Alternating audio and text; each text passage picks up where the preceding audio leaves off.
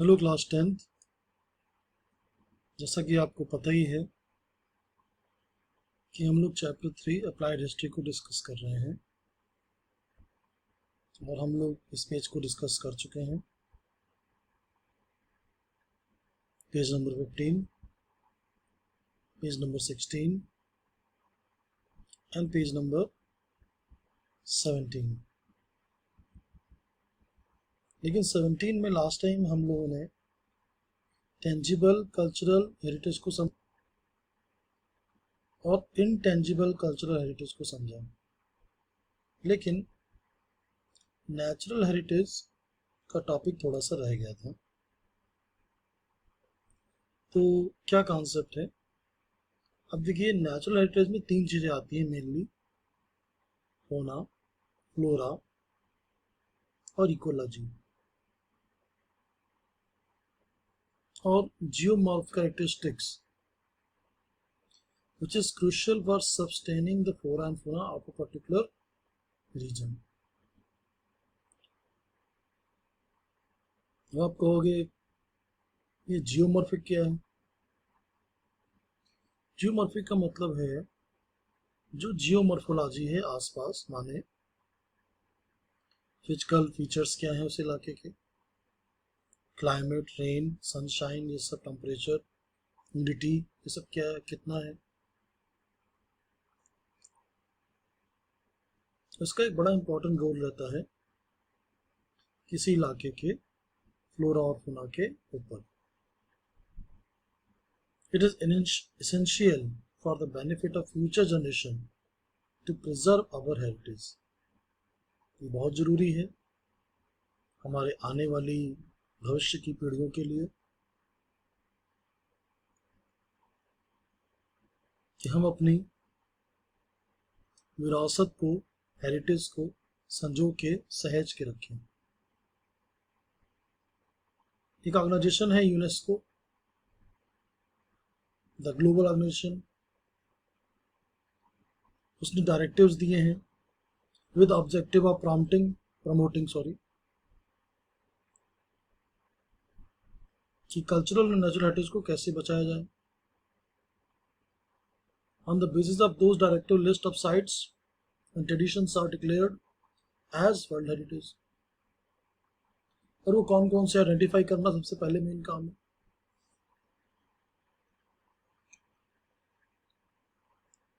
तो हमने इन डायरेक्टिव्स जो थे उसके बेस पे कई सारे मॉन्यूमेंट्स को, कई सारी जगहों को वर्ल्ड हेरिटेज घोषित किया है। The list of UNESCO world natural heritage now includes western Ghat, the Kaas plateau in district Satara is also part of western Ghat. और वेस्टर्न घाट का एक बड़ा हिस्सा महाराष्ट्र में लगता है। हम वेस्टर्न घाट में, आपको याद होगा मैंने पढ़ाया था ज्योग्राफी में, वेस्टर्न घाट इंडिया के वेस्ट में है, इधर अरेबियन सी है। इन दोनों के बीच में क्या है? इन दोनों के बीच में वेस्टर्न कोस्टल प्लेन, जहाँ खेती होती है, एलुवियल सॉइल है, और इसके 3 बड़े पार्ट हैं। वेस्टर्न घाट के कह लीजिए, चाहे वेस्टर्न कोस्टल प्लेन की कीजिए, वो कौन कौन से 3 बड़े भाग हैं, divisions of western coastal plain और वेस्टर्न घाट? पहले कोंकण, सॉरी या कोंकण करेक्ट है, इंग्लिश में उसको कोंकण लिखते हैं जबकि वो कोंकण है। फिर आता है कन्नड़, फिर आता है मालाबार। तो कोंकण का समुद्र मतलब क्या? महाराष्ट्र में कोंकणी रीजन है, रत्नागिरी उसका एक बड़ा डिस्ट्रिक्ट है। तो कोंकणी रीजन, मुंबई टू गोवा, ये बेल्ट लगती है कोंकण। फिर आता है कन्नड़ यानी कर्नाटका का, और फिर मालाबार यानी केरला। तो जो वेस्टर्न घाट है, उस पूरे वेस्टर्न घाट को क्या माना गया है कि ये वर्ल्ड हेरिटेज है, इसको बचाना है, इसको सहेज के रखना है। और एक कास्ट प्लाटू भी है जो सतारा में है, उसको भी सहज के रखना, वो भी वर्ल्ड हेरिटेज है। हम देखते हैं the tradition, Indian tradition declared as oral and intangible heritage. तो कौन कौन इसको ओरल एंड इंटेंजिबल हेरिटेज माना गया? 2001 पे कुट्टियट्टम, एक संस्कृत का थीम है जहाँ पे संस्कृत में प्ले होते हैं केरला में, उसको हेरिटेज माना गया। 2003 the tradition of Vedic chanting. 2005 Ramlila the traditional performance of the Ramayana in Uttar Pradesh. Dussehra का मेला लगता है हमारे यहाँ, रामायण रामलीला मेंशन होता है, कई दिन तक रामलीला के किरदार पूरी रामायण को सजीव उसका चित्रण करते हैं एक्टिंग के माध्यम से, फिर दशहरा के दिन रावण को जला जाता है। तो इसको भी ट्रेडिशनल परफॉर्मेंस माना गया और इसको भी हम इनटेंजिबल हेरिटेज में रखेंगे। फिर है 2009 में Raman religious festival and ritual theatre of Garhwal Himalaya. अब ये धार्मिक अनुष्ठान है, त्योहार है, जिसमें थिएटर का काम होता है गढ़वाल हिमालय में। 2010 में क्वेलिया, ये फोक सॉन्ग और डांस की परंपरा है राजस्थान की, खासकर पश्चिमी राजस्थान जहाँ पे सैंड है यानी बालू। फिर Chhau dance tradition from eastern India 2010 में उसी को उसको भी मान्यता मिली। मुदियत और रिचुअल थिएटर ऑफ केरला, ये भी एक रिचुअल थिएटर है केरला का। 2012 में Buddhist chanting of Ladakh, recitation of sacred Buddhist text in the trans Himalaya Ladakh region Jammu Kashmir, इसको भी टेंजिबल हेरिटेज माना गया।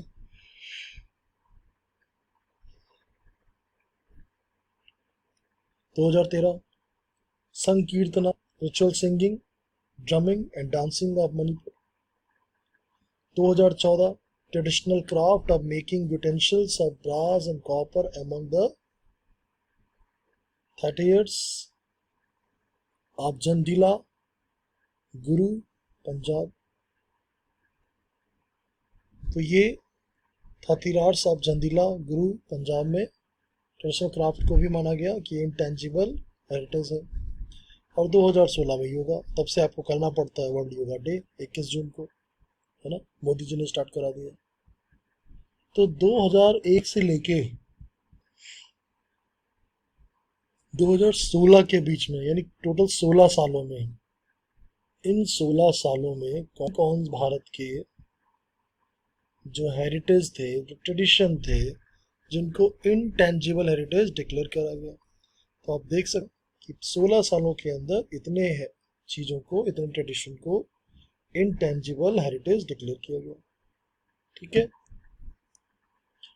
अब ये इंपॉर्टेंट पेज है, यहाँ से कई सारे क्वेश्चन तैयार होते हैं। ठीक है, इसलिए मैं इसमें थोड़ा टाइम लूँगा, आपको आराम से बताऊँगा, समझिए भी आराम से और दिमाग में डालिए। अब वो थे इंटेंजिबल, अब ये क्या है, वर्ल्ड कल्चरल हेरिटेज साइट। ठीक है, अब वर्ल्ड कल्चरल हेरिटेज साइट कौन कौन सी है? 1983 में ही आगरा फोर्ट को कर दिया गया, 83 में महाराष्ट्र में ही है अजंता केव्स औरंगाबाद डिस्ट्रिक्ट में, 1983 में अगेन वैरूल इल्लोरा की गुफाएं, ये भी अजंता के पास ही है। 83 में ताजमहल को भी वर्ल्ड हेरिटेज साइट रख दिया गया। 84 में group of monuments eight Mahabalipuram, जितने भी मॉन्यूमेंट्स है महाबलीपुरम में, उनको माना गया कि भाई ये भी वर्ल्ड हेरिटेज साइट है आज से। Sun temple Konark 84, churches and convents of Goa 86, Fatehpur Sikri 86, group of monuments at Hampi 86, Khajuraho group of monuments 86, Elephanta caves 87। तो यहाँ पे खास बात क्या है? खास बात ये है कि आपको दिख रहा होगा कि 86 में कुछ ज़्यादा ही मतलब साइट को आइडेंटिफाई किया गया वर्ल्ड हेरिटेज साइट के तौर पे। यानी यूनेस्को ने जब इस पे काम किया तो 86 में उन्होंने भारत के कई सारी चीज़ों का अध्ययन किया और पता लगा कि भाई ये चीज़ें हमारे स्टैंडर्ड पे खरी उतरती हैं। उसके बाद के सालों में हो सकता है उनकी नज़र इंडिया से हट के किसी और कंट्री पे चली गई हो। जबकि इंडिया में आज भी ऐसा है, बहुत कुछ है जो हज़ारों साल पुराना है, जो हमारी नज़रों के सामने होकर भी हमें नज़र नहीं आ रहा है, या उसको हम उतनी वैल्यू नहीं दे, हमें पता ही नहीं है कि यार इतनी चीज़ पुरानी कोई चीज़ मंदिर है, या कोई राजा का महल या कुछ ऐसा भी है, या खुदाई में कभी हमें कुछ मिल जाए। ठीक है, तो ये वर्ल्ड कल्चरल हेरिटेज साइट अभी इंडिया में इतनी है जितनी आपको लिस्ट में दिख रही है। ठीक है, ये तो एक लिस्ट है। सो जो 86 तक 80 तक हुआ है, उसके बाद लिस्ट अभी और बढ़ेगी। तो मैं आपको ऐसे बोल रहा था कि लिस्ट खत्म हो गई, लिस्ट अभी और भी है, उसके बाद भी प्लेसेस निकले हैं, इसको की नज़र पड़े है। और देखिए कहाँ तक पड़ी है, काफ़ी दूर तक पड़ी है, आपको दिख रहा होगा कि 87 के बाद 2004 बीच में कुछ साल शांति के रहे, 7 साल तक उनको कुछ नहीं दिखा। फिर बीच में 87, 89, 93, 7 साल के 17 साल हो गए, लेकिन बीच में सीक्वेंस बिगड़ा हुआ है यहाँ पे, तो आपको दिख रहा होगा। 87 में great living of Chola temple, 2004 में Ganga Gangai Kondacholapuram Kondai Cholapuram, Brihadeeswaran Airateshwara at Darasuram. 87 group of monuments and Pattadakal Buddhist monument of Sanchi at Sanchi 89 में, हुमायूं 93 में, Qutub Minar monuments 83, mountain railways of India Darjeeling Himalaya Nilgiri and the Kerala Shimla 1999, Mahabodhi temple complex at Bodh Gaya 2002, rock shelters of Bhimbetka 2003, Champaner Pavagadh archaeological park 2004, Chhatrapati Shivaji Maharaj Terminus Mumbai 2004,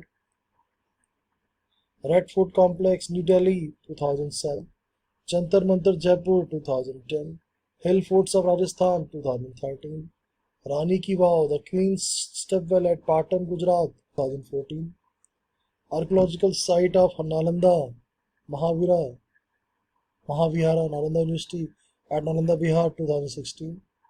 2016 again the capital complex at Chandigarh. Ahmedabad historical city complete. Ahmedabad considered as a 2017 as a World Heritage Site. तो देखा जाए तो 83 से 2017 तक की list हमारे पास है इस बुक में, और कौन कौन से प्लेसेस को या कौन कौन से मॉन्यूमेंट्स को यूनेस्को ने हेरिटेज साइट का स्टेटस दिया, वो सब आपके सामने है। अब आता है वर्ल्ड नेचुरल हेरिटेज साइट कौन कौन से हैं। नेचुरल यानी गॉड की दी, नेचर की दी। Kaziranga national park 85, Keoladeo national park 85, Manas wild life sanctuary 85, 87 Sundarban national park, 88 Nanda Devi valley of flowers national park. Nanda Devi को किया 1998 में, वैली ऑफ फ्लावर्स को किया 2005 में। 2012 वेस्टर्न घाट, 2004 great Himalaya national park conservation area, 2016 mix क्या हो गया कांगजेंडाजोंगा नेशनल पार्क, अजीब सा नाम है, खानजेंडाजोंगा नेशनल पार्क, किसी नॉर्थ ईस्ट के इलाके में लगता है, तो थोड़ा सा नाम इसका अजीब है। ओके, अब कैलाशा टेम्पल वेरूल के बारे में डिस्कस करना है। आपको दिख रहा है कि यहाँ पे एक मंदिर बना है, मंदिर के बाहर हाथी का पिक्चर है, और ये बड़ा एंशियंट मंदिर दिख रहा है, रॉक कट से पता चल रहा है, उसकी ब्लैकिश कलर से पता चल रहा है। ठीक है, तो ये कहाँ पे है, ये वेरूल में है। Cultural and natural heritage management is one of the main aspect of applied history. तो अप्लाइड हिस्ट्री का मेन कंपोनेंट क्या है, कल्चरल और नेचुरल हेरिटेज मैनेजमेंट को मिला के देखना।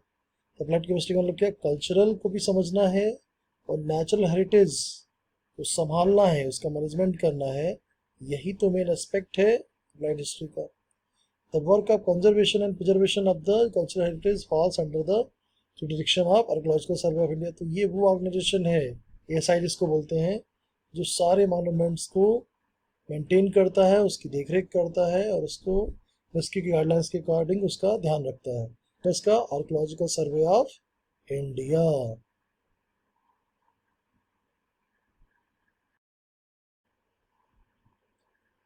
तो ये जो आर्कोलॉजिकल सर्वे ऑफ इंडिया है बहुत इम्पोर्टेंट है, इसका काफ़ी इम्पोर्टेंट वर्क है।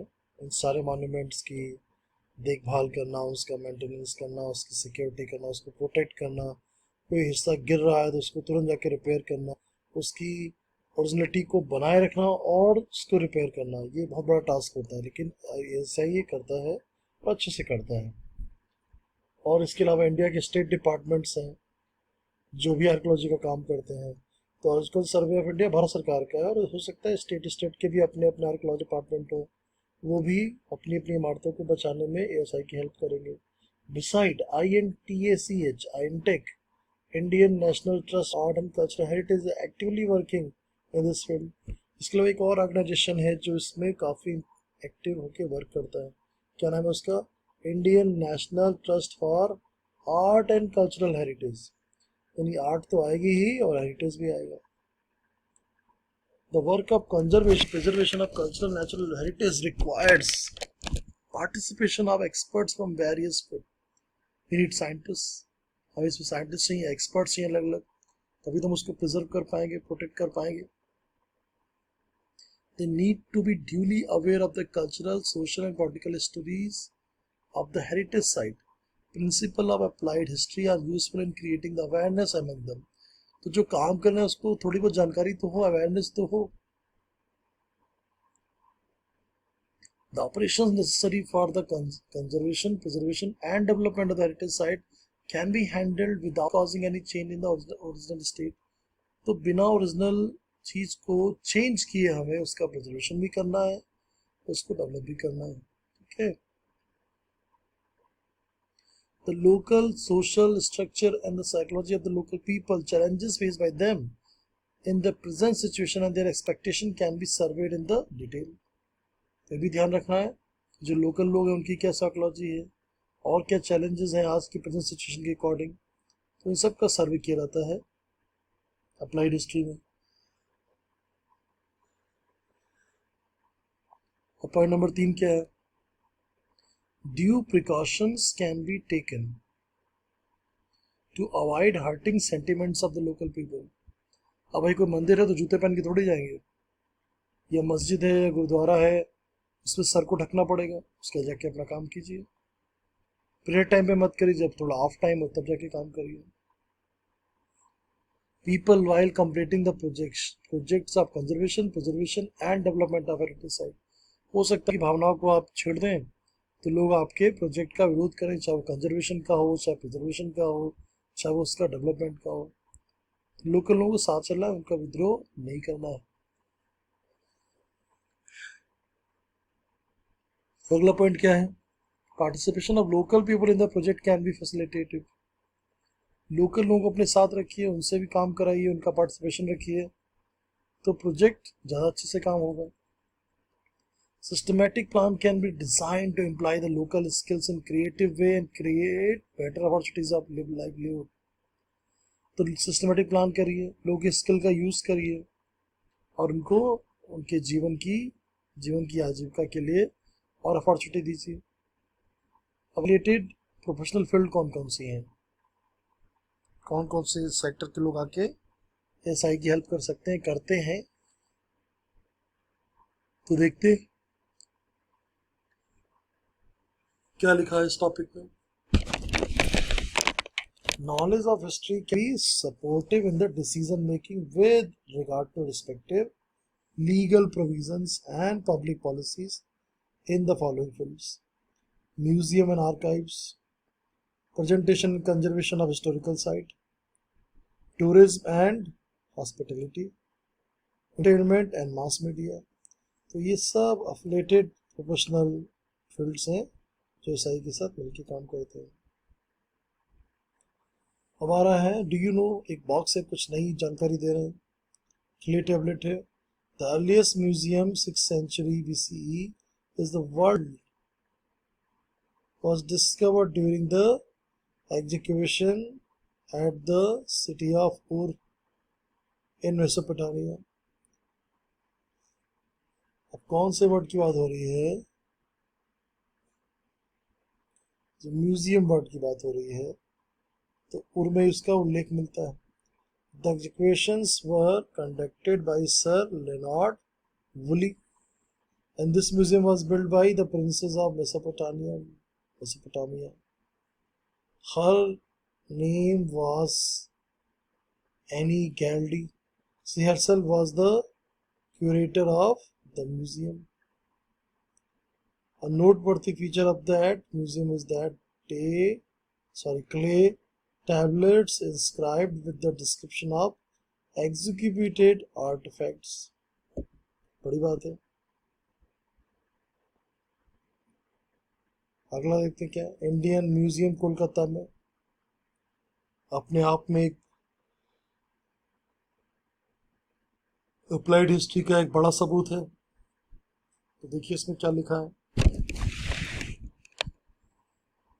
The Indian Museum at Kolkata was founded by Asiatic Society in 1814 CE.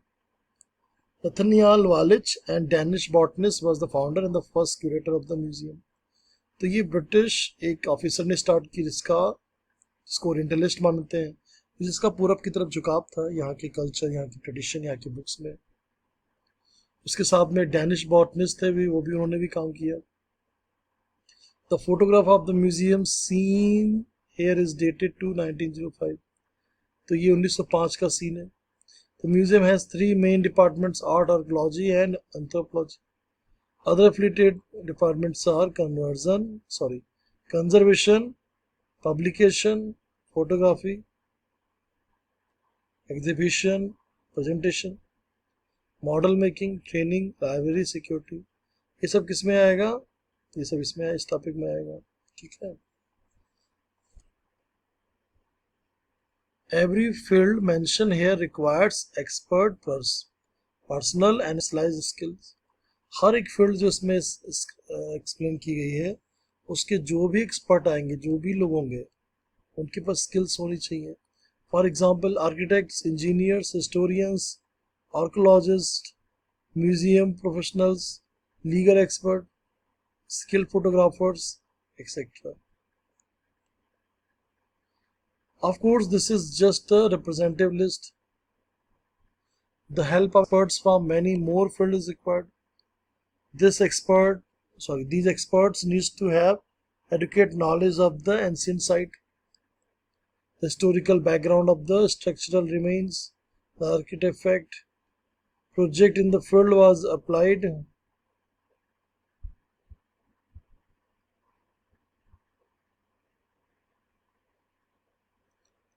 History can create various opportunities to these professionals.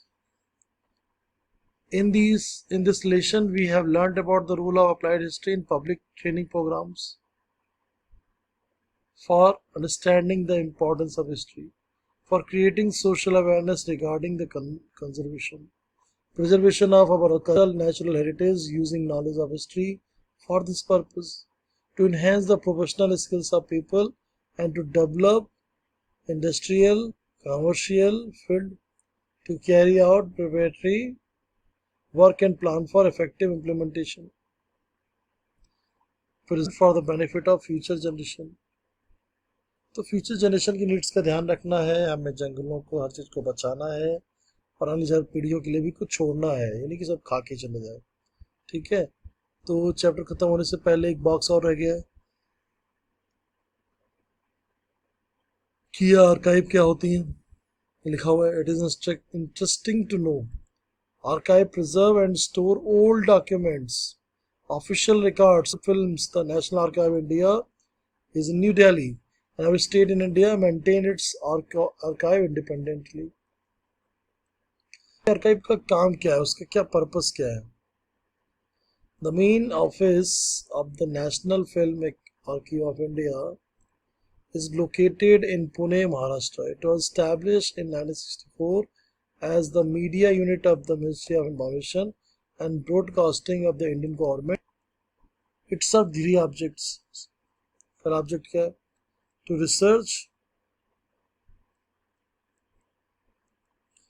search and obtain rare Indian films and to preserve the heritage for the benefit of the future generation. To categorize the important aspect of films, to create documentation and challenges and carry out research in the field, to establish a center for dissemination of films culture। पर एक body है जिसका काम है कि भाई क्या चीज सबके देखने की भी है, क्या चीज नहीं है। अब ये चैप्टर हो गया है फिनिश, ठीक है। तो ये पेज खत्म होते ही, पेज नंबर 20 होते ही, 21 होते ही चैप्टर हो गया खत्म। और आपको पता है कि आपको क्या करना है। अगर अभी भी आपके इस चैप्टर के क्वेश्चन आंसर छोटे हैं तो उनको ढूंढ ढूंढ के, पकड़ पकड़ के बुक से निकाल निकाल के लिख दीजिए कापी के पन्नों पे। क्या रखा है, खाली कापी भी तो अच्छी नहीं लगती, उसको तो भरना चाहिए ना। अपने तो सर हम आर्ट बना लेंगे, चील लोहा बना लेंगे, वो नहीं चलेगा। एक्सरसाइज सॉल्व करनी ही है, सबको करनी है, ठीक है। तो एक्सरसाइज आप लोग कर ही लेंगे। और अगर भी मैं नया चैप्टर स्टार्ट करता हूँ तो आप लोगों को बहुत कंटाला आएगा। तो ठीक है, अप्लाइड हिस्ट्री पढ़ा के अब मैं रुकता हूँ, और इसको थोड़ा समझिए, अपने प्रैक्टिस में लाइए। और अप्लाइड हिस्ट्री पे हम लोग नेक्स्ट टाइम थोड़ा और डिटेल में अच्छे से डिस्कस करेंगे, ठीक है। चलो फिर, thank you so much, have a nice day.